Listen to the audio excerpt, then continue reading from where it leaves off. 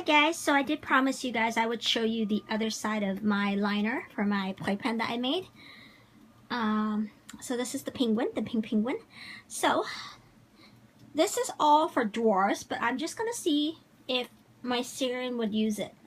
When I bought all this stuff, I did not have Syrians at all. So this is Coco. Let's see what Coco thinks.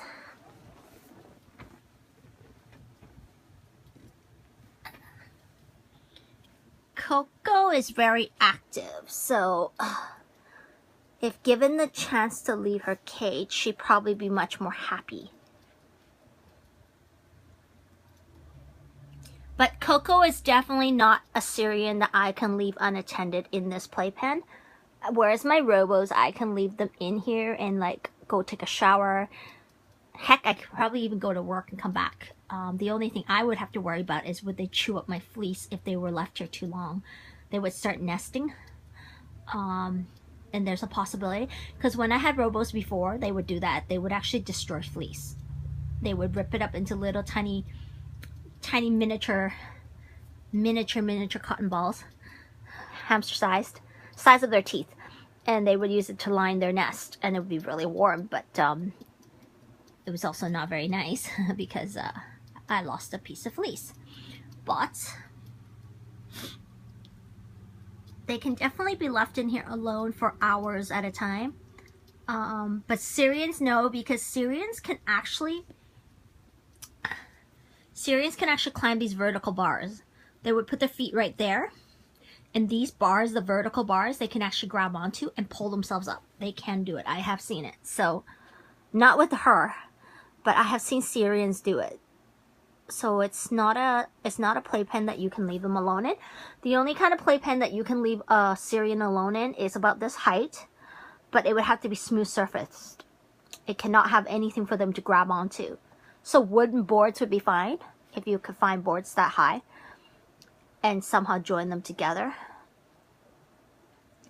But yeah, she's just checking everything out. I don't let them out very often because I don't have the time to set it up. I don't leave the setup because there's no room on the side of my bed to get out of bed. So I usually only let them out Friday, Saturday, Sundays because I don't have to work. But I do have to work tomorrow.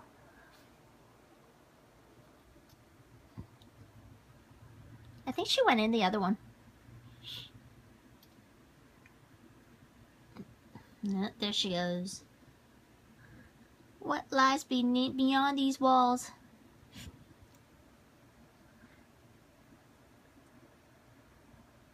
She's a smart one.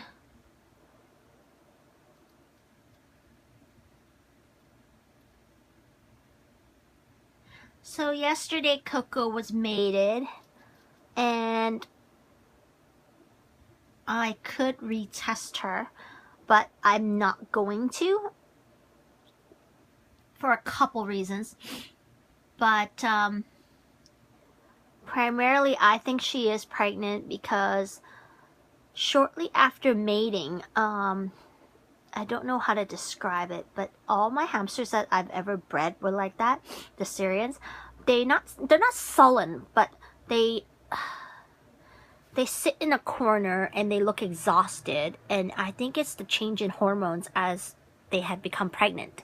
So I think there's small changes going on, and they usually just sit in a corner really quietly, but they're not sleeping.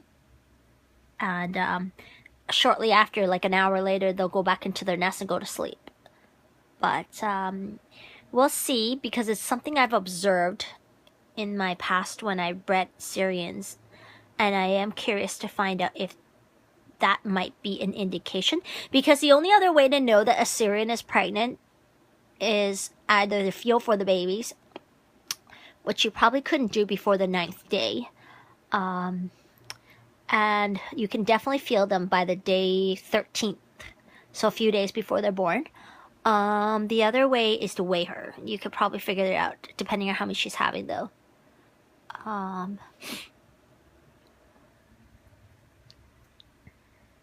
They do increase their appetite. I free-fed my very first Syrian that I bred, and she would clear the bowl out twice a day. And back then, I was going through about 5 pounds of food for all my hamsters, including her. And then when she got pregnant and she had her babies, and she had 14 as her first litter, and I think I went through about 14 to 15 pounds of food between them all, from the time that they started eating to the time I rehomed them. But that's also including the fact that the babies will pee in the food bowls, and unless you're okay with it, you're going to be tossing all that food out. And plus the mom brings a lot of the food to the nest, so much that it spills into the nest, and then the babies pee on that too. So I was going through 17 pounds of food, so about $40 to $50 of food. But for 14 babies, that's still not very much, but it is something that you have to be prepared for if you are breeding Syrians, is that your food costs can go up quite high when you're breeding.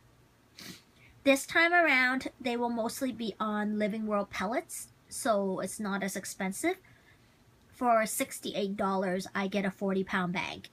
So it's much cheaper than PetSmart, which is, I believe, $13.99 regular price for a 3.5-pound bag.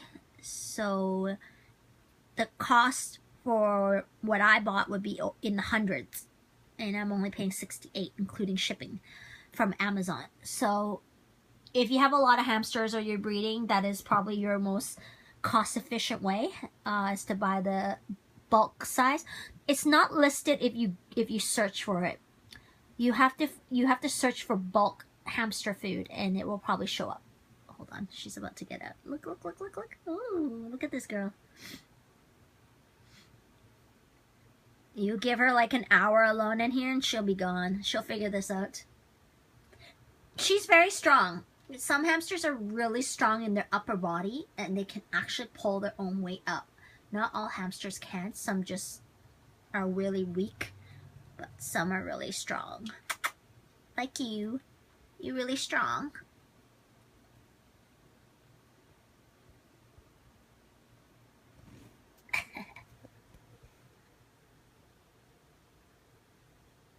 Such a nice pose, right?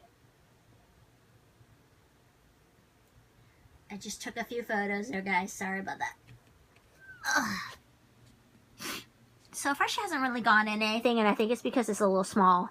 She can fit in there if she wants to. So that log that she's nibbling belonged to Squeaker. Squeaker passed away, I think it was last weekend.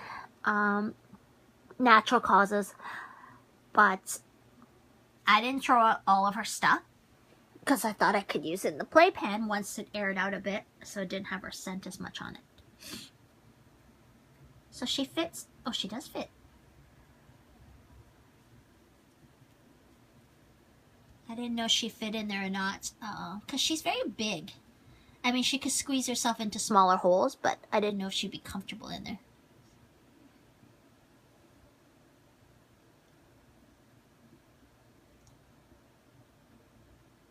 So it's not necessary to have tissue paper in these toy structures. The reason I have them is because Robos like to pee and scent mark while they walk. Robos scent mark a lot because they're colony hamsters. And one of the things is I don't want to have to wash all this stuff all the time. So if I put the tissue in there, the chances are the tissue will absorb the pee before it spreads all over the plastic. And then I can just spray down the bottom and wipe it. So to clean the structures, you can either wash them. I read that somebody who built a really elaborate puzzle playground, they said all you have to do is mix it with bleach and water and submerge the thing.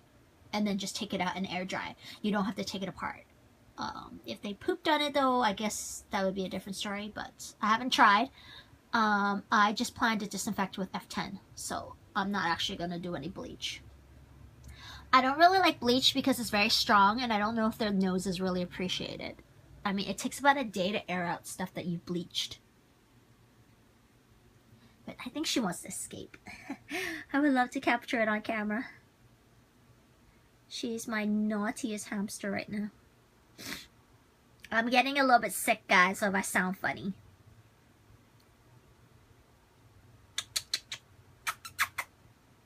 Coco! Coco!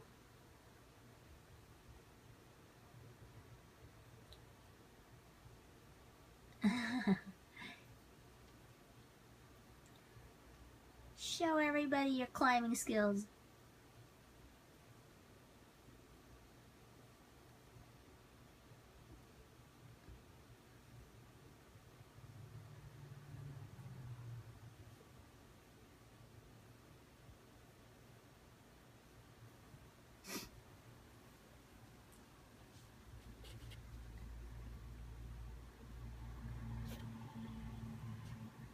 The only reason Lucky is not in the playpen at the moment is because if she is indeed pregnant, never mind if she's in heat or not, some Syrians don't attack the males even if they're not in heat.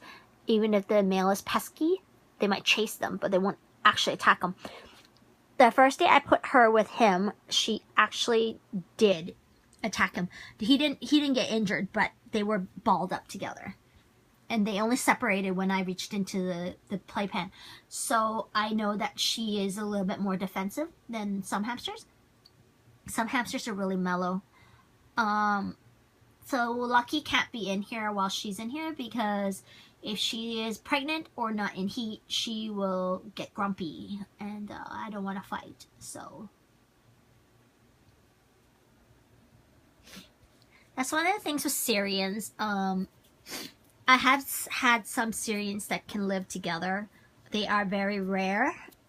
Usually the ones that can live together are the ones that are antisocial. They're afraid of you, the kind that screams when you approach, the kind that leap like it's been bitten by a flea every time a noise or you reach into their cage to go near them. The very fearful ones actually appreciate company of another Syrian. That's what I've observed.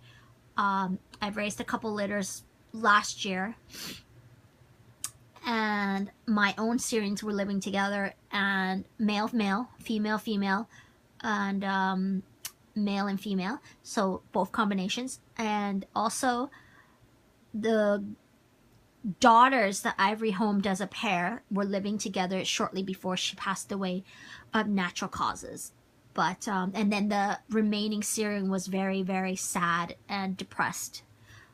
So I don't want to encourage everyone to do it, but it is true that some Syrians can live together, but most people just parrot back what they've been told, which is Syrians must live by themselves. They're solitary animals. But over the course of the last 4 years, I have observed that Syrians, not all of them, are solitary. And some of them actually shown that they appreciate company. In their cage, they live with them full time.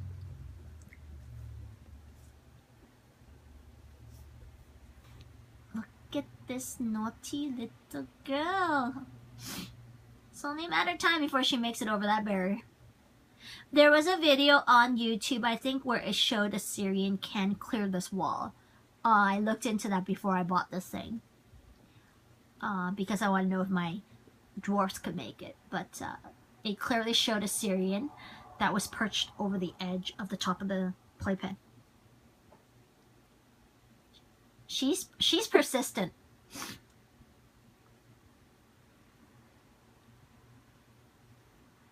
She just hasn't quite figured out she can grab those rails. Right now, she's just got her paws between them. Look at her, look at her. She's systematically trying the whole thing. That's too funny. She's got a whole playpen and she just wants to go out.